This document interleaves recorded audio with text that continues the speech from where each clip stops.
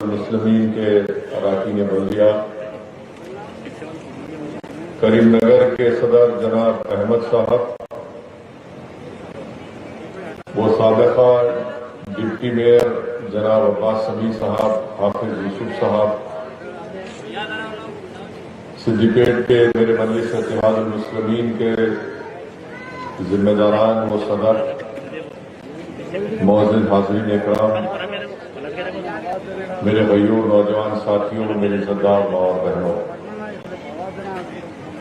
میں سب سے پہلے آپ تمام کا شکریہ ادا کرتا ہوں کہ آپ نے اپنا قیمتی وقت نکال کر اور رمضان کے اس مبارک مہینے میں روزے میں رہتے ہوئے بھی آپ نے آج کے اس انتخابی جلسے عام میں شرکت کی۔ میں آپ تمام کا شکریہ ادا کرتا ہوں اور ساتھ ہی ساتھ آپ سے اپیل بھی کرتا ہوں کہ 30 تاریخ کے دن جو سندیکیٹ کے بلدیہ کے انتخابات کے رائے دہی کا دن ہے، اس میں مجلس اتحاد المسلمین کی جانب سے 5 امیدوار مجلس نے کھڑا کیے ہیں۔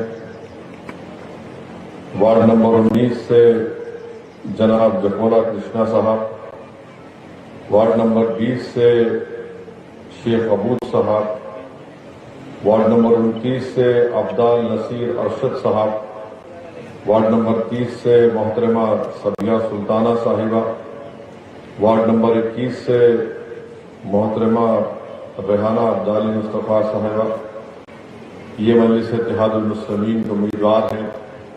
مجلس اتحاد المسلمین کا انتخابی نشان پتنگ کا ہے اور میری آپ سے دبن گزارش ہے کہ آپ متحد ہو کر اپنے ایک ایک ووٹ کا صحیح استعمال کریں اور ان 5 بلدی حلقوں سے مجلس اتحاد المسلمین کے امیدواروں کو اپنا ووٹ دے کر اور اپنی دعاؤں سے ان کو کامیاب اور کامران کریں۔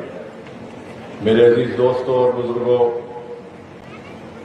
مجلس اتحاد المسلمین آپ کی متاع عزیز ہے۔ مجلس اتحاد المسلمین پچھلے 65 سال سے زیادہ عوام کے درمیان میں رہ کر عوام کی خدمت کرتی آئی ہے۔ مجلس اتحاد المسلمین کے خدمات کا ایک ریکارڈ ہے۔ اس جماعت نے کئی نشیب و فراز کو دیکھا، اس جماعت کو بڑے مصائب اور مشکلات کا سامنا کرنا پڑا۔ مجلس اتحاد المسلمین کے قائدین کو ہمارے بزرگوں نے بڑی تکالیف اٹھا کر، بڑی قربانیاں دے کر جیل کی صحبتوں کو برداشت کیا اور اس جماعت کو آج اس مقام تک پہنچا دیا۔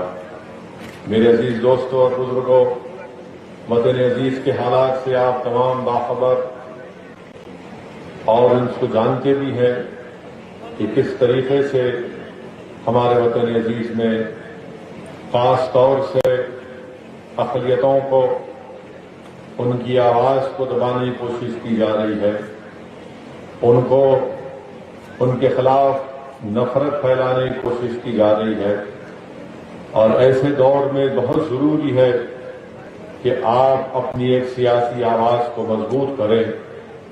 میں آپ کے درمیان میں یہ کہنے کے لیے نہیں آیا ہوں کہ 30 تاریخ کے دن آپ اسد الدین اویسی کے نام پر ووٹ دیجیے۔ میں آپ کو یہ سمجھانے اور آپ سے گزارش کرنے کے لیے آیا ہوں کہ آپ اپنی قیادت کو سندیکیٹ میں مضبوط بنانے کے لیے، یہاں پر آپ کی ایک لیڈرشپ کو بنانے کے لیے، یہاں پر آپ کی ایک آواز کو مضبوط بنانے کے لیے، یہاں پر آپ کی ایک علیحدہ سیاسی شناخت کو بنانے کے لیے، یہاں پر آپ کی طاقت جو اتحاد کی بنیاد پر آپ اپنی طاقت کو بنا سکتے ہیں، ان چیزوں پر میں آپ سے اپیل کرنے آیا ہوں کہ آپ مجلس اتحاد المسلمین کے ان 5 امیدواروں کے اپنی ووٹ دے کر ان کو کامیاب اور کامران کریں۔ میرے عزیز دوستوں اور بزرگوں، مجلس اتحاد المسلمین پر تنقید تو بہت کی جاتی ہے اور ایک مزاج بن چکا ہے کہ مجلس اگر حیدرآباد سے چھوڑ کر کہیں پر بھی الیکشن لڑتی ہے تو تمام سیاسی پارٹیوں کے سر میں درد شروع ہو جاتا ہے، پیٹ میں درد شروع ہو جاتا ہے کہ آخر کیوں مجلس اتحاد المسلمین حیدرآباد میں بیٹھ کر حیدرآباد سے باہر نکل کر انتخابات میں حصہ لیتی ہے۔ میرے عزیز دوستوں اور بزرگوں، میں نے ہمیشہ اس کا جواب دیا ہے اور آج بھی دے رہا ہوں، میں جس جماعت سے وابستہ ہوں، میں نے اس جماعت کے اپنے بچپنے میں اس جماعت کے ان دنوں کو بھی دیکھا جب مجلس اتحاد المسلمین کے پاس اتنی سیاسی طاقت نہیں تھی، مجلس اتحاد المسلمین کے پاس اتنی شہرت نہیں تھی۔ میں ان دنوں سے اس جماعت کو دیکھ رہا ہوں۔ میں نے مرحوم قائد سالار ملت کے ساتھ ان کی اس جیپ گاڑی میں بیٹھ کر ہمارے گرمیوں کے اسکول کی چھٹیوں میں نے مختلف اضلاعوں کا دورہ میرے بچپن میں مرحوم قائد کے ساتھ کیا، اور میں نے ان کی تکالیف کو دیکھا، ان کی محنت کو دیکھا، ان کی جستجو کو دیکھا، ان کے اخلاص کو دیکھا، ان کی طلب کو دیکھا، ان کے سیاسی پیغام کو سمجھنے کا موقع ملا۔ اور جو بات مرحوم قائد سالار ملت اپنی ولولہ انگیز تقاریر میں اور اپنی گرجدار آواز کے ذریعے کہتے تھے کہ ہم کو اپنے ایک سیاسی پلیٹ فارم کی ضرورت ہے، ہم مسلم اقلیتوں کو اپنے ایک مرکز سیاسی کی ضرورت ہے۔ میرے عزیز دوستوں اور بزرگوں، یہ بات سلطان صلاح الدین اویسی مرحوم میرے قائد میرے سالار یہ کب سے کہتے تھے؟ آج سے 40 سال پہلے مجلس اتحاد المسلمین کا یہ صدر مرکز سیاسی کی بات کرتا تھا۔ آج آپ دیکھتے ہیں کہ ملک کے کونے کونے میں اگر آج مجلس نوجوانوں کے لیے ایک طاقت بن چکی ہے، اگر آج ملک کے کونے کونے میں غیور نوجوانوں کے ہاتھوں میں مجلس کا اگر پرچم ہے، اگر آج ملک کے ہر مختلف ریاستوں میں نوجوان مجلس اتحاد المسلمین کو اپنی آواز اور اپنی شناخت سمجھتا ہے، وہ اس لیے کہ وہ اس بات کو سمجھ چکا ہے کہ اب دیگر سیاسی پارٹیوں پر بھروسہ نہیں کیا جا سکتا۔ ہم کو اپنی پارٹی کو مضبوط بنانا ہے، ہم کو بھارت کی جمہوریت میں اگر اپنی آواز کو بنانا ہے، اپنی شناخت کو زندہ رکھنا ہے، ہم کو اگر ہمارے تعلیم کے مسائل کو حل کرنا ہے، اگر ہم کو ناانصافیوں کا خاتمہ کرنا ہے، اگر ہم کو بلدیہ سے لے کر پنچایت سے لے کر اسمبلی اور پارلیمنٹ تک اگر ہم کو اپنی آواز کو اٹھانا ہے، تو ہم اپنی آواز کو مختلف سیاسی پارٹیوں کے پاس 60-65 سال سے گروی رکھ چکے تھے۔ اگر ہم کو اپنی آواز کو پہنچانا ہے تو بے نام کی لیڈرشپ نہیں بلکہ نام کی لیڈرشپ کو پیدا کرنا پڑے گا۔ اگر ہم کو سدیپیٹ کی بلدیہ میں، تلنگانہ کی اسمبلی میں، بھارت کی پارلیمنٹ میں اگر ہم کو اپنی آواز کو اٹھانا ہے تو وہ لوگ ہی اٹھا سکتے جو ہمارے غم کو سمجھ سکتے ہیں، جو ہمارے بہتے ہوئے آنسوؤں کو، آنکھ سے جو گرتا ہوا آنسو اس کو سمجھ سکتے ہیں۔ ہمارے مسائل کے حل کے لیے اس لیے ضروری ہے کہ اسی لیے میں آپ سے اپیل کرنے آیا ہوں کہ 30 تاریخ کے دن آپ کو ان تمام چیزوں کو سامنے رکھ کر اپنی جماعت، اپنی متاع عزیز مجلس اتحاد المسلمین کو کامیاب اور کامران کرنا ہے۔ مجلس پر تنقید کرنے والوں، یہ تو بتاؤ کہ گریٹر حیدرآباد کا میونسپل الیکشن ہوا تو حیدرآباد کی پارلیمنٹ کی کانسٹیٹوئنسی میں یا جہاں کہیں بھی مجلس کے امیدوار الیکشن میں حصہ لیے، وہاں پر امت شاہ آ گئے، وہاں پر بی جے پی کا نڈا آ گیا، مرکزی منسٹر آ گئے، اتر پردیش کا وہ چیف منسٹر جو ڈکٹیٹر بنا بیٹھا یوگی آدتیہ ناتھ بھی آ گیا۔ مگر آخر کیا وجہ ہے کہ مجلس اتحاد المسلمین نے اپنے 44 اراکین بلدیہ کو جتایا، اپنی جو تعداد تھی اس کو برقرار رکھا۔ جس جس وارڈ میں امت شاہ گئے، یوگی آدتیہ ناتھ گئے، نڈا گئے، وہاں پر ان کی دال نہیں گلی۔ آخر کیا وجہ ہے کہ مجلس کامیاب ہو گئی اور دوسری پارٹی اگر کامیاب نہیں ہوئی تو کیوں نہیں ہوئی؟ یہ اس لیے نہیں ہوئی کہ مجلس نے کام کیا حیدرآباد میں، مجلس نے فرقہ پرستی نہیں پیدا کی، مجلس نے ہندو مسلمانوں میں نفرت نہیں پیدا کی، بلکہ مجلس اتحاد المسلمین نے کام کی بنیاد پر حیدرآباد کے بلدیہ کے انتخابات میں اپنی تعداد کو برقرار رکھا۔ مجلس اتحاد المسلمین کا پر اللہ سبحانہ و تعالیٰ کا بہت احسان اور کرم ہے کہ اللہ سبحانہ و تعالیٰ نے باطل طاقتوں کے طوفان میں اللہ نے فضل اور کرم کیا اور مجلس اتحاد المسلمین کو کامیاب اور کامرانی سے ہمکنار کیا۔ امت شاہ جس وارڈ میں آ کر انتخابات میں حصہ لیتے ہیں اس وارڈ میں ہمارے بنگالی ہمارے بھائی اور بہن نے بڑی تعداد میں مجلس کے امیدوار کو کامیاب کیا۔ کاروان اسمبلی حلقے سے ہمارے یادو صاحب ہیں، آپ پوچھ لیجئے کتنے مسلمان ووٹر ہیں ان کے وارڈ میں۔ ایک بڑی تعداد میں ہمارے بیک ورڈ کلاس کے بھائیوں نے، جس میں یادو برادری کے بھی ہمارے بھائی ہیں اور ہمارے جو فشرمین ہیں، گنگا پترا سنگم کے ہمارے بھائی، یہ تمام آ کر نکل کر ووٹ ڈالے اور مجھے آ کر کہتے تھے کہ اسد صاحب آپ فکر مت کرو، ہم آپ کو ووٹ دیں گے۔ کیوں ووٹ دیں گے؟ کیونکہ آپ کی پارٹی کا ایم ایل اے ہمارے درمیان میں رہ کر کام کیا، ہماری ضرورت کو پورا کیا۔ گنگا پترا سنگم کے فشرمین نے ان کی آواز، ان کے مسائل کو کوثر محی الدین نے تلنگانہ کے اسمبلی میں اٹھایا، وہاں سے مجلس کو کامیابی ملی۔ پھر آپ کے لنگر ہاؤس وارڈ ہے، وہاں پر بھی مجلس کو کامیابی ملی۔ میرے عزیز دوستوں اور بزرگوں، یہ مجلس اتحاد المسلمین کے مخالفین کا جھوٹا پروپیگنڈا ہے کہ نفرت پیدا کرتے ہیں۔ ارے میرے نفرت پیدا کرنے سے بی جے پی نہیں کامیاب ہو رہی ہے۔ اگر بی جے پی کامیاب ہو رہی ہے اس ملک میں تو آپ کی نااہلی اور آپ کی غلط پالیسیوں کی وجہ سے کامیاب ہو رہی ہے۔ کیوں نہیں کامیاب ہوئی ہمارے خلاف؟ حیدرآباد کو آ کر بڑا بڑا دام لیے تھے کہ بلدیہ کا الیکشن ہو رہا تھا حیدرآباد کا، اور بی جے پی والے بول رہے تھے کہ یہاں بنگلہ دیشی ہے، یہاں پر فلاں ہے، افغانی ہے۔ کیا کہہ رہے تھے کہ ہم سرجیکل اسٹرائک کریں گے؟ ہم نے کہا بی جے پی کے وہ شخص سے جو بڑا کہہ رہا تھا سرجیکل اسٹرائک کریں گے، ہم نے کہا پیارے ندی کے اس پار کوئی اسٹرائک نہیں چلے گا، یہاں پر ہوا میں صرف پتنگ اڑے گی انشاءاللہ۔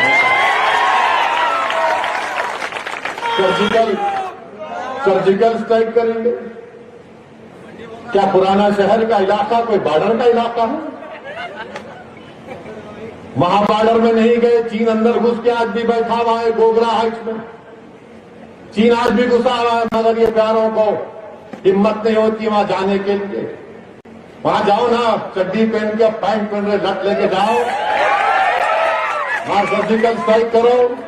نہیں، حیدرآباد میں کریں گے۔ ہم نے کہا سرجیکل اسٹرائک حیدرآباد کی ہندو مسلم دلت بیکورڈ کلاس کی عوام بی جے پی پر کر دیا۔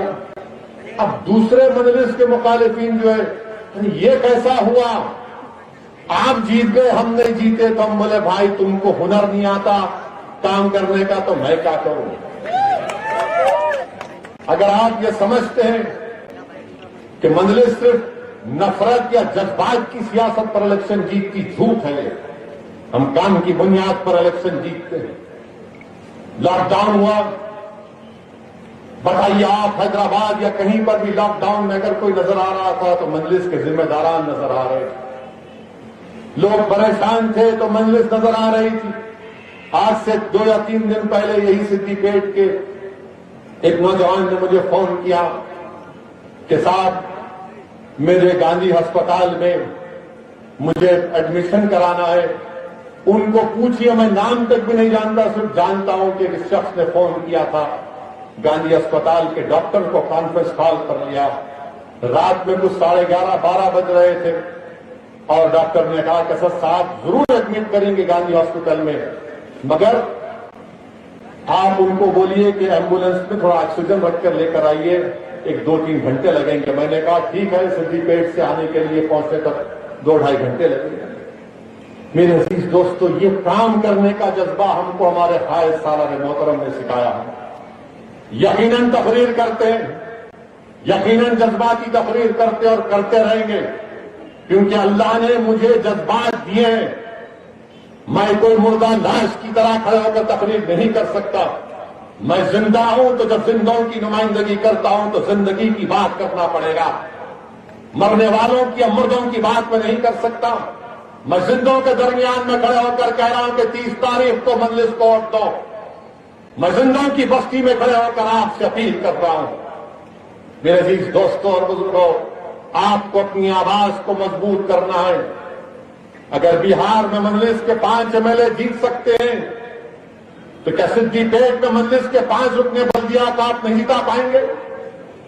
حیدرآباد سے 2000 کلومیٹر دور کشن گنج کی سرزمین، ہمارے وطن عزیز کا سب سے پسماندہ علاقہ، وہاں پر مجلس اتحاد المسلمین نے کام کیا اور 5 ہمارے اراکین اسمبلی کامیاب ہوئے.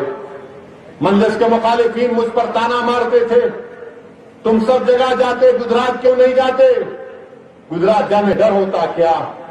میں ہمیشہ کہتا تھا کہ جاؤں گا، مگر میں اپنے ٹائم پر جاؤں گا، اپنے وقت پر جاؤں گا، پروگرام بنا کر جاؤں گا.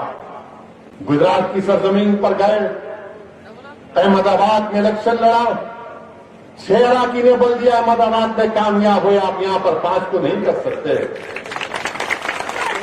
احمد آباد میں جا کر الیکشن لڑے تو وہاں پر کانگریس کے پیٹ میں درد شروع ہو گیا. بولے کہ آپ ان کو جتانے آئے ہیں اور ڈیوائڈ کرنے آئے ہیں. جہاں میرا نام، میری پارٹی کا پرچم دیکھتے، ان کی زبان میں توتوں کی طرح یہ شروع ہو جاتے میاں مٹھو بن کر. ووٹ کاٹنے آئے، ان کو جتانے آئے.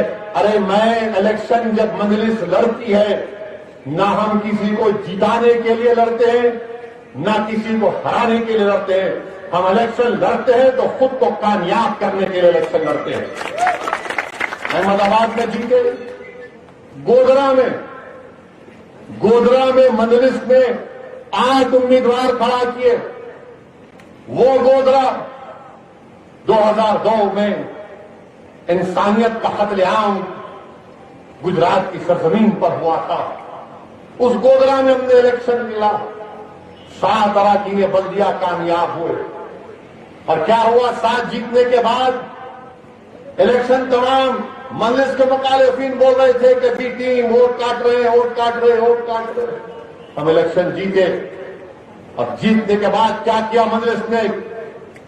کیا حکمت عملی اختیار کی مجلس اتحاد المسلمین نے؟ ہم نے اپنے ہندو بھائی کو انڈیپینڈنٹ جیت کر آئے تھے، ان کو گودرا کا رکن بلدیہ بنایا اور ڈپٹی میئر مجلس اتحاد المسلمین کا بنایا. گودرا میں کیا، موڈاسا میں 9 رکن بلدیہ جیتے. کانگریس کے 6 سب سے بڑی اپوزیشن پارٹی مجلس اتحاد المسلمین نے موڈاسا گجرات میں. میرے عزیز دوستوں اور بزرگوں، ہمارا مقصد ایک ہی ہے کہ سیاست میں حصہ لیں گے. جمہوریت ہم کو اس بات کی اجازت دیتی ہے. اور الیکشن اس لیے لڑنا ہے کہ ہم کو سدی پیٹ کی بلدیہ میں ہماری آواز ہونا چاہیے، ہمارے مسائل کی ترجمانی ہونی چاہیے، ہماری تکالیف کو دور ہونا چاہیے. یہ گیا زمانہ کہ نہیں ہم تمہارے ٹھیکیدار ہیں، ہم تمہارے لیڈر ہیں. میں کسی کو اپنا لیڈر نہیں مانتا. میں سدی پیٹ میں لیڈر بنانے کے لیے آیا ہوں. آپ کو انشاءاللہ تعالی آپ کو لیڈر بننا ہے، آپ کو قائد بننا ہے، آپ کو بڑا بننا ہے اور آپ بنیں گے انشاءاللہ تعالی. یہ میری زندگی کا مقصد ہے. میں یہاں پر اپنی مقبولیت میں اضافہ کرنے کے لیے نہیں آیا ہوں میرے بھائی. اللہ نے بہت عزت دی، اللہ کا فضل و کرم. مگر میرا کام، میری ذمہ داری بحیثیت ایک سپاہی مجلس اتحاد المسلمین کے لیے ہے کہ میں آپ کو لیڈر بناؤں، آپ کو قائد بناؤں. آپ اپنے مقدر کے فیصلے آپ کریں، آپ کی وقت کی تکالیف، مسائل کی ترجمانی آپ کا آدمی کرے. یہ پیغام میں آپ کے سامنے رکھنے کے لیے آیا ہوں. اب دوسری اہم بات، یقیناً ہمارے ملک میں کووڈ بہت پھیل چکا ہے. کورونا بہت پھیل چکا ہے. آپ کو یاد ہوگا پچھلے سال جب لاک ڈاؤن کیا گیا تھا، میں نے لاک ڈاؤن کی مخالفت کی. بلکہ ایک انگریزی اخبار ہے تلنگانہ ٹوڈے، اس میں نے لاک ڈاؤن کے خلاف مضمون بھی لکھا تھا. اور لاک ڈاؤن کے وقت بھی میں نے کہا تھا کہ کووڈ سے مقابلہ کرنے کا یہ طریقہ نریندر مودی کا بڑا غلط ہے. बड़ा ही गलत फैसला था कि 4 घंटे में लॉकडाउन लगा दिए, बर्बाद कर दिए गरीबों को, मईशत बर्बाद हो गई, नौकरियां चली गई। रात के 8 बजे वजीर आजम आकर बोल दिए कि भाइयों बहनों लॉकडाउन है 4 घंटे के बाद। गरीब बर्बाद हो गया, कोविड खत्म नहीं हुआ। तो मोदी जी ने कहा मेरे पास अभी अभी रात में सो गया था, सुबह उठा करवट लेकर सीधी तरफ, तो मेरे दिमाग में आइडिया आया कि अगर हम थाली बजाएंगे और ताली बजाएंगे तो कोरोना। मैंने उस वक्त भी कहा ये कैसे होगा, बीमारी क्या आवाज से भाग जाती? अगर बीमारी आवाज से भागती, हंसने के लिए नहीं, अगर बीमारी आवाज से भागती है तो मरीज की आहों से भाग जाना चाहिए था, उसके बीवी के रोने से भाग जाना चाहिए था, उसके बच्चे जो यतीम हो जाते उससे भाग जाना चाहिए। मगर कहा वजीर आजम ने कि थाली बजाओ। तो इनके दीवाने भक्त जिनकी आंखों पर पर्दा पड़ा हुआ है, जिनके दिमाग में सोचने की समझने की सलाहियत खत्म होकर रह गई, पूरे आ गए थाली बजा, थाली बजा। फिर बाद में मोदी ने कहा दिया जलाओ, कोई पटाखे जला, ये समझे कि कोरोना भाग जाएगा। लोग दीवाने हो चुके हैं, हुलूर हो गए, उसमें आ चुके हैं। कोरोना नहीं गया तो फिर क्या किया, बोले कि ये तमाम फेल हो गया, अब इसको मजहबी रंग देते, तबलीगी जमात को इल्जाम लगा। ये तबलीगी जमात, इनकी वजह से कोरोना फैल गया, ये जिम्मेदार, ऐसा कैंपेन चलाया टीवी के ऊपर। याद रखो आप, मैं आपको याद दिला रहा हूं, पिछले साल अप्रैल मई की इसी महीने की तारीख, थोड़ा अपने हाफिजे को ताजा करो, दिमागों पर जोर डालो टीवी का, याद करो कि पूरे टीवी पर अखबारात में तबलीगी जमात मुसलमान की वजह से कोरोना फैल गया। इन थूके, ये लोग थूके खाने में, जेलों में डालते, और एक के बाद एक, एक के बाद एक कोर्ट में केस खत्म हो गया। तो उसके बाद समझ में नहीं आया, लोग 1 लाख पहली वेव में करीब 1 लाख 1.5 लाख के ऊपर लोगों की मौत हो गई। इनको 3 महीने का टाइम मिला था, 6-7 महीने का। तो क्या किया इन्होंने, छाती मारना शुरू कर दिया। मोदी बोले कि मोदी ने कोरोना को हरा दिया, मोदी ने कोविड को हरा दिया। इनके मिनिस्टर एमपी बोले देखे मोदी ने क्या किया, पूरे दुनिया को, विश्व को बता दिया कि हम कोविड को हरा दिए। मेरे अजीज दोस्तों और बुजुर्गों, खुद लोकसभा की तकरीर वजीर आजम की फरवरी में मोदी ने यही बात कही कि हमने कोरोना को, कोविड को हरा दिया। वर्ल्ड इकोनॉमिक फोरम में तकरीर कर रहे थे वजीर आजम, वहां पर भी कह रहे बड़े लंबी लंबी छोड़ रहे थे, छोड़ दिए। इनके मिनिस्टर बोले खत्म पे आ गया कोरोना, और हुआ क्या, वो बीमारी दोबारा आ गई। तमाम एक्सपर्ट्स बोल रहे थे, जिसको अंग्रेजी में कहते हैं एपिडेमियोलॉजिस्ट, जिनके पास 1 डिग्री 2 डिग्री नहीं, मोदी के पास 1 ही डिग्री है, उनके पास 13 डिग्रियां हैं। वो जिंदगी भर पढ़ते, अभी पढ़ रहे, वो लोग बोले कि सेकेंड वेव आएगी आएगी, मगर हमारे लोग, वो कभी आप देखे टार्जन बोल के आता था, वो छाती मार को चीखा मारता था, टार्जन के सब पूरे खत्म हो गया, पलट के आया।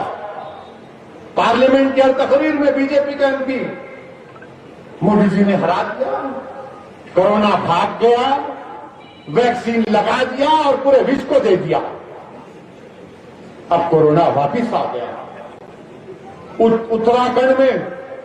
उत्तराखंड में मोदी का इश्तिहार अखबार में मार्च का वेलकम कर रहा है उत्तराखंड को। उत्तराखंड का चीफ मिनिस्टर बोल रहा कि कुछ नहीं है कोरोना यहां पर, उन्हें फटे हुए जीन्स का एक्सपर्ट है उत्तराखंड का चीफ मिनिस्टर। खुद कोरोना हो गया, कोई नहीं लिखता, उत्तराखंड के ऊपर कोई नहीं लिखेगा, कोई नहीं टीवी पे बोलेगा। मगर जब तबलीगी जमात की बात आई तो पूरे के पूरे एक हो गए।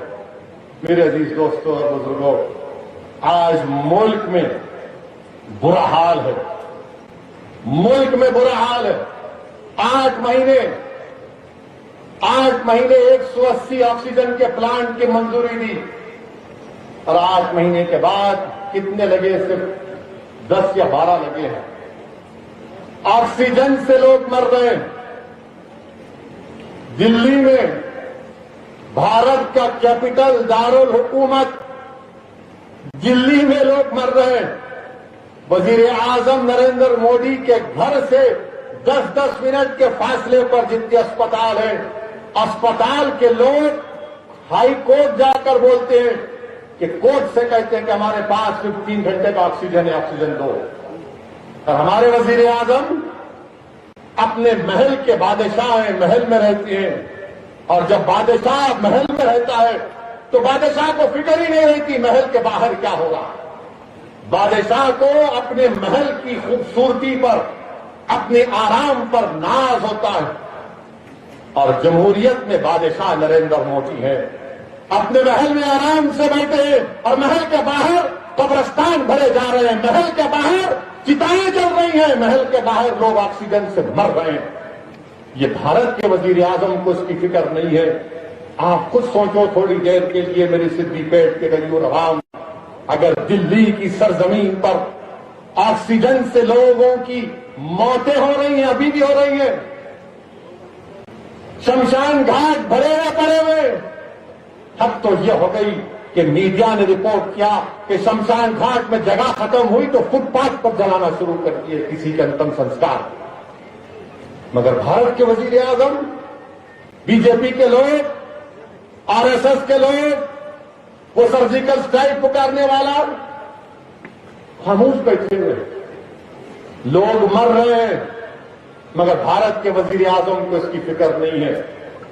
और आप बोलते हैं कि आत्मनिर्भर भारत, कैसा बैगन का आत्मनिर्भर भारत तुम्हारा? कौन सा आत्मनिर्भर भारत? आपको सऊदी अरब से ऑक्सीजन आ रही, दुबई से आ रही, जर्मनी से प्लांट आ रहा है। अरे आप ऑक्सीजन नहीं दे रहे, कहीं की हुकूमत कर रहे नरेंद्र मोदी आप?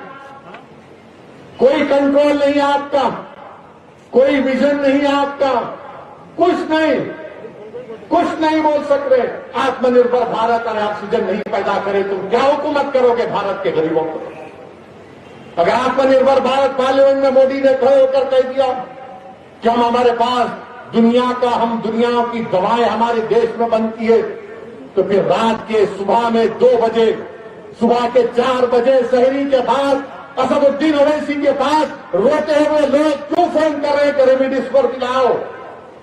रेमडेसिविर दिलाओ, टॉसिलिमाब दिलाओ? कहां इंजेक्शन फिर ये? कहां इंजेक्शन बताओ फिर ये? आत्मनिर्भर भारत की बात झूठ पे झूठ कहते हैं। 6 साल 7 साल से हुकूमत कर रहे हैं, सिर्फ नफरत पर कर रहे हैं। असदुद्दीन ओवैसी के नाम को लेकर नफरत पैदा करके डरा कर हुकूमत कर रहे हैं, वोट हासिल कर रहे हैं। मगर आज देखा आपने कि ऑक्सीजन तक नहीं मिल रही है। अब आप बताओ, दिल्ली में अगर ऑक्सीजन नहीं है तो वो देही इलाके, वो रूरल इलाके हमारे मुल्क के, चाहे ईस्टर्न यूपी का हिस्सा हो, चाहे बिहार का हिस्सा हो, मध्य प्रदेश हो, छत्तीसगढ़ हो, बताओ वहां पर क्या हो रहा होगा? मेरे अजीज दोस्तों और बुजुर्गों, जुल्म है ये, जुल्म है कि हुकूमत अपने ही वतन के लोगों को ऑक्सीजन तक मुहैया नहीं कर पाती। और फिर अमित शाह आकर ये मार्च में, अप्रैल में लिख के लाया है तो बोलते मीडिया वाले झूठ बोले। अमित शाह जो है, उसी तारीख को मीटिंग ली, होम मिनिस्टर 23 अप्रैल को भारत के होम मिनिस्टर मोहतरम जनाब अमित शाह 23 अप्रैल को पूरे स्टेट को बोले जरा मेरे को खत लिख के भिजाओ तुम्हारे पास कितनी ऑक्सीजन है, कितनी की जरूरत है। भाई साहब आप क्या 7 साल से मच्छर मार रहे थे? 8 महीने पहले कोविड आया, फर्स्ट वेव आया तो आपका काम नहीं था। ये आपका विजन है, ये आपकी दूरंदेशी है कि आप रियासतों को बोल रहे 23 अप्रैल को जरा लिख के तो भिजाओ। अरे तुमको तो जून जुलाई पिछले साल मालूम हो जाना चाहिए था कि ऑक्सीजन की जरूरत पड़ेगी। मेरे अजीज दोस्तों और बुजुर्गों, अफसोस के साथ कहना पड़ता है कि दिल्ली जैसे कैपिटल में, जयपुर गोल्डन हॉस्पिटल में 20 लोगों की खाली ऑक्सीजन नहीं मिलने की वजह से मौत हो गई। गंगाराम दवाखाने में 25 लोगों की मौत हो गई और महाराष्ट्र नासिक में 23 लोग लीक हो गया, ऑक्सीजन लीक हुआ, बंद हुआ, पूरे मर गए। ये हमारे मुल्क का हाल है। होगी उसकी चिता जल रही होगी, किसी के बाप की खबर बन रही, अगर तुमको उसमें से भी सियासी इख्तिदार की बू आ रही है तो शर्म है तुम पर, शर्म है तुम पर। इंसान की मरने पर भी तुमको तुम्हारे दिल में इंसानियत पैदा नहीं होती। क्यों नहीं जाते नरेंद्र मोदी अमित शाह दवाखानों में जाकर मिलो ना, मरने वालों के घर पर जाओ, मिलो, हिम्मत है मिलने की। और मैं आपको बता रहा हूं, डराने के लिए नहीं कह रहा हूं, बल्कि मुसद्दिक़ा एक बात आपके सामने कहना चाह रहा हूं कि मेरे अजीज दोस्तों और बुजुर्गों, यूनिवर्सिटी ऑफ सियाटल की अमेरिका में यूनिवर्सिटी ऑफ सियाटल ने कहा कि इस साल अगस्त 2021 तक 10 लाख लोग मरेंगे भारत में। खाली कोरोना से, टीबी से नहीं, टाइफाइड से नहीं, शुगर से नहीं, हार्ट अटैक से नहीं, कैंसर से नहीं, सिर्फ कोरोना से 10 लाख लोग मरेंगे। और क्या कहा उसने, अगर सबको इंजेक्शन दे भी दिए, कंट्रोल भी कर भी लिए, तो भी करीब कम से कम 8,80,000 लोगों की मौत हो सकती है। अल्लाह बचा ले हमको। यह आपका मामला हो। अब फिर खड़े होकर पार्लियामेंट में बोल दिए सबको वैक्सीन लगाओ, वैक्सीन लगाओ, सबको वैक्सीन मिल रहा है। झूठ बोल रहे हैं। क्या आपको वैक्सीन लगाए कोई यहाँ पर? पहला लगाए, एक भी नहीं लगाए, नहीं खोले यहाँ पे, हाँ 2 है, नहीं लगाए। 45 साल के ऊपर के लोगों को लगाए, कोई भी नहीं लगाए, गई भी नहीं। क्यों नहीं गए? नहीं, क्यों नहीं गए? डर गए क्या? हाँ, अब आप सुनो, अब आपसे अपील कर रहा हूं, वैक्सीन लगाना जरूरी है। वैक्सीन लगाओ आप। मैं अपनी ज़ईफ वालिदा को वैक्सीन लगाया, मैं खुद लिया, मेरी मर्दानगी में कमी नहीं बल्कि और बढ़ गई। तो वैक्सीन लगाइए, वैक्सीन लगाना जरूरी है, जान बचाना है। अब अगर खुलेगा तो हम कलेक्टर सिद्दीपेट को मैं बोलूंगा कि जरा रोजे के बाद भी खोलो, ताकि जो मुसलमान हजरात है रोजा खोल के जाके लगा दें। मगर लोग बोलेंगे है ही नहीं, वैक्सीन ही नहीं है, दे रहे नहीं वैक्सीन। दिल्ली में बैठे हुए महल में खाली अपने हाथ में तो गुजार लिया, हमको नहीं दे रहे। ऐसी बोलते हैदराबाद में, कोई बुरी बात नहीं है, हमारा तेलंगाना का स्टाइल है। आप बताइए, इंजेक्शन ही नहीं, दे ही नहीं रहे इंजेक्शन। एक डोज लग गया 10 लोगों को, दूसरे डोज को जा रहे थे, बोले हमारे के है।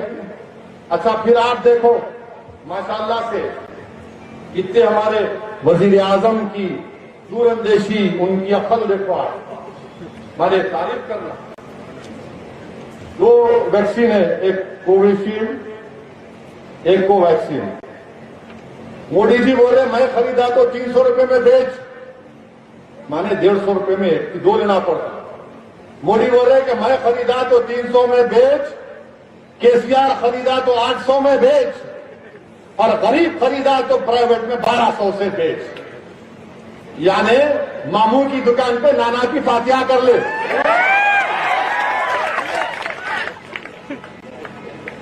यानी तुम खरीदे तो 300 दे, केसीआर खरीदे तो 800 में बेच और कॉमन आदमी खरीदा तो 1200 में बेच। कोवैक्सीन बोल दिया कि स्टेट गवर्नमेंट खरीदेंगे 1200 में बेच दिए उनको, कॉमन आदमी खरीदा 2400 में। आपको बता रहा हूं, इन गरीबों की मोहब्बत है ना बीजेपी वाले, पूछो इनको, सबको एंटी नेशनल बोलते हैं। भारत में 92% हमारी खवातीन और 82% हमारे मर्द क्या कमाते मालूम आपको? 92% खवातीन। कोई चड्डी पहन के आजा सामने तो बोलना सुंदरा सुन के आया था भड़काऊ भाषण। 92% इंडियन खवातीन, 82% इंडियन मर्द महाना सिर्फ 10,000 रुपये कमाता। 10,000 रुपये। अगर एक फैमिली में 2 बच्चे रहे, बच्चे बड़े हो गए, 18 साल के हो गए, तो 4 लोगों को इंजेक्शन लेना है, पूरी तनख्वाह निकल जाती उसमें, पूरी तनख्वाह निकल जाती। ये इनकी मोहब्बत है, ये वैक्सीन की पॉलिसी है इनकी। बहरहाल मेरे अजीज दोस्तों और बुजुर्गों, नरेंद्र मोदी ना कोविड को कंट्रोल कर रहे हैं, इनके हाथ से निकल गया वो, ना इनके पास कोई विजन है। जो हुकूमत आवाम को ऑक्सीजन नहीं पहुंचा सकती, वो कहीं की हुकूमत करेगी? क्या बोलेगी? कौन सी हुकूमत करेंगे आप? रात रात भर फोन आता है, लोग रोते हैं। मुल्क के कोने कोने से फोन करके उस उम्मीद पर फोन करते कि शायद इस एमपी को बात करने से हमको बेड मिल जाएगा, मगर बेड नहीं मिल रहा है। रोते हुए कि साहब ऑक्सीजन 60 हो गया, 70 हो गया, खुदा के लिए दवाखाना दिलाओ। मेरे अजीज दोस्तों और बुजुर्गों, इस मुल्क का हाल कभी ऐसा नहीं हुआ था जो नरेंद्र मोदी के वजारत उज़्मा के दौर में हो रहा है। मैं सच्चाई से कह रहा हूं, सियासी बात नहीं कह रहा हूं। लोग मर रहे हैं, शमशान भर गए, कब्रिस्तान भर गए, मगर भारत के वजीर आजम अपनी नींद से बेदार नहीं होना चाहते। मीडिया पे तो कोई दिखाएगा ही नहीं। दिख रहा टीवी पे, दिख रहा टीवी पे, क्या दिख रहा? खाली आईपीएल देख। गरीब मर रहा है, उसकी कोई टीवी पे नहीं है। टेलीफोन आ गया। माँ और बहनों, ये माह मुबारक का महीना है और आज 13 रमजान है। अल्लाह का फजल व करम है कि अल्लाह ने हमको जिंदा रखा और रमजान का मुबारक महीना हमको अता किया, जिसका लम्हा लम्हा अल्लाह की रहमत जोश में रहती है, जिसमें एक फर्ज का सवाब 70 गुना बढ़ा दिया जाता है, एक नफिल एक फर्ज के बराबर कर दिया जाता है। वो माह मुबारक हमारे दरमियान में है मेरे नौजवान साथियों, उसकी कदर करो, जिसमें अल्लाह को रोजदार की मुंह की बो मिस्क और अतर से ज्यादा पसंद है।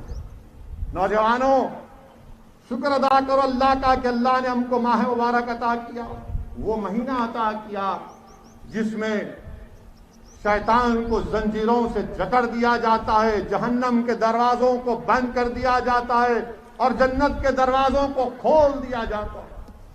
नौजवानों, अल्लाह का शुक्र अदा करो कि अल्लाह ने माह रमजान अता किया, वो माह रमजान जिसके ताल्लुक से अल्लाह के रसूल सल्लल्लाहु अलैहि वसल्लम ने हदीस शरीफ में फरमाया कि अल्लाह फरमाता है कि रोजेदार की जजा, अल्लाह फरमाता है कि मैं हूं अल्लाह कहता है। आप सोचो कि हर अमल का की जजा जन्नत है, मगर रोजा ऐसी इबादत है जिसमें अल्लाह रसूल अल्लाह सल्लल्लाहु अलैहि वसल्लम ने फरमाया कि अल्लाह खुद उसकी जजा है।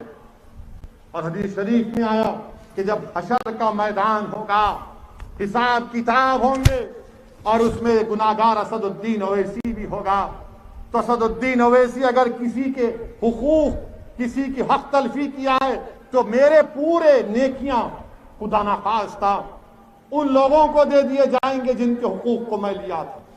مگر جب میرے روزوں کی بات آئے گی تو اللہ کہے گا کہ نہیں، یہ گناہگار صحیح مگر یہ روزے میرے لیے ہے، میں اس کے گناہوں کا بدلہ، اس کے حقوق کا بدلہ اس کو دے دیتا ہوں، مگر روزے کسی اور کے کھاتے میں نہیں جاؤں. روزہ میرے لیے اللہ کہے گا، اور اللہ سبحانہ و تعالیٰ مغفرت کرے گا اپنی شان کے مطابق. تو نوجوانوں، روزے رکھو.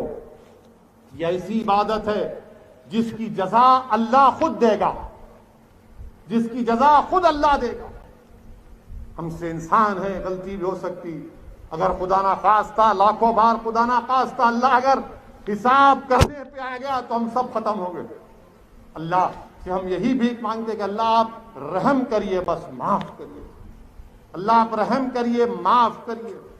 یہ مبارک مہینہ ہے میرے نوجوانوں، جو رات سے لے کر صبح تک آسمانوں میں ندا لگانے والا پکارتا ہے نوجوانوں کہ ہے کوئی اللہ سے سوال کرنے والا، اس کے سوال کو پورا کیا جائے گا. ہے کوئی جو اللہ سے عزت طلب کرے، اللہ اس کو عزت دے دے. ہے کوئی جو صحت طلب کرے، اللہ اس کو صحت دے دے. ہے کوئی جو اللہ سے اس کی رضا طلب کرے، اللہ اس کو اپنی رضا دے دے. تو نوجوانوں، خوب روزے رکھو، خوب عبادت کرو. یہ قرآن، نزول قرآن کا مہینہ ہے، قرآن کی سالگرہ کا مہینہ ہے. یہ قرآن کو نازل کیا جانے والا مہینہ ہے. تو رحم کریے ایک دوسرے پر، مدد کریے، اور افطار کے وقت اللہ سے گڑ گڑا کر دعا کریے کہ پروردگار ہمارے ملک میں اس کورونا سے ہم کو چھٹکارا دلا دے. خوب دعا کریے اللہ سے کہ اللہ تو روزے دار کی افطار کے وقت کی دعا کو رد نہیں کرتا. اللہ سے گڑ گڑا کر دعا کریے. راتوں میں شب بیداری کر کے اٹھیے، سجدے میں گر کر اللہ کی بارگاہ میں رسول اللہ صلی اللہ علیہ وسلم کا وسیلہ دے کر اللہ سے بھیک مانگیے کہ پروردگار اس کورونا سے پورے ملک کو چھٹکارا دلاؤ. میرے عزیز دوستوں اور بزرگوں، ایسے برے وقت بھی ہم کو ایک دوسرے کی مدد کرنا ہے. یہ نہیں دیکھنا ہے کہ کون کس مذہب کا ہے.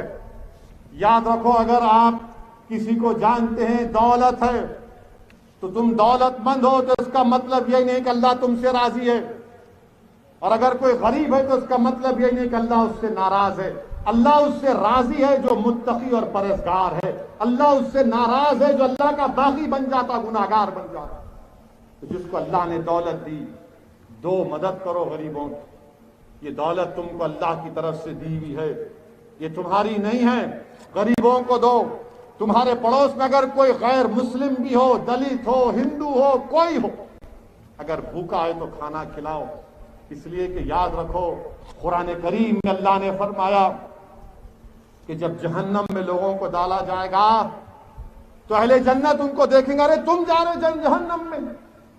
بولے کیوں جا رہے؟ وہ بولیں گے دو چیز کی وجہ سے، ایک نماز نہیں پڑھتے تھے اور دوسرا بھوکوں کو کھانا نہیں کھلاتے تھے. تو نماز بھی پڑھنا ہے اور بھوکوں کو، مسکینوں کو کھانا بھی کھلانا ہے.